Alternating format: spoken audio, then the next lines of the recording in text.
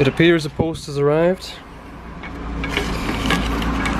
So the whole process of actually buying the van was a bit of a rigmarole. The first step was to find it. I actually found another van, which was a Mercedes-Benz Sprinter, and slowly learnt that Mercedes-Benz are well known for being expensive to fix. I had a test done in one in Melbourne, which cost me a lot of money. I wasted that money, but I learned from my mistake. The guy recommended this type of vehicle. They're very common and very cheap to repair. So once I actually found this one on Gumtree, I went to view it, had a test drive. I asked if there was any previous accidents in this vehicle, whether it was registered, and if it had any finance still left on it. Everything turned out to be okay. I did a search on the New South Wales government page, which allows you to check to see if a vehicle has been stolen or if it still has finance. Once I did that, I discussed how much the van would cost.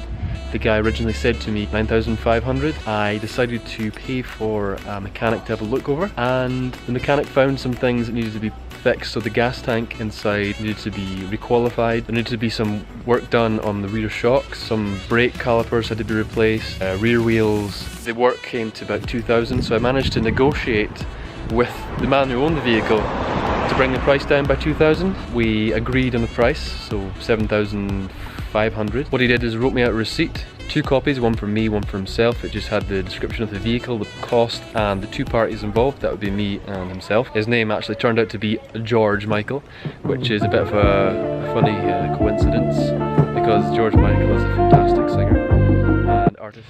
So once I got that done, he signed over the vehicle to me on the vehicle registration sheet. Then we went to the mechanic's dealership and had the repairs done to the vehicle. After about 3 days, he got back to me and filled out a brown slip where you have to report that the vehicle is fit for service and fit to be on the road. I came back and went to the servicing centre.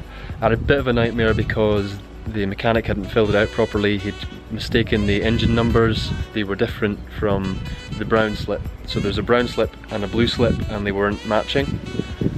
And I wasted about an hour and a half in the centre trying to get that sorted out. That's what the mail was, Bill's a mechanic, and it contains the blue slip. So today or tomorrow I'm going to go down to the centre and see if I can get it registered, which means I get some new plates and I can actually drive the thing. For registration, it's quite important to get the blue slip and to get the green slips. The green slip is like your insurance, compulsory third-party insurance. You can get that online. It has to be from a New South Wales insurer. Once you have those 2 things, you can go in with your driver's licence, a bank card for payment, and you also need a passport so you can prove who you are. And after doing that, you should be legal to drive, which I previously didn't know, so I ended up driving from Tarula, which is about 5 miles from here, all the way to the centre of town, parked up, tried to get registered, failed, then drove back to Bondi. So I could have incurred quite a hefty fine. No insurance, no registration, but you learn from your mistakes, right?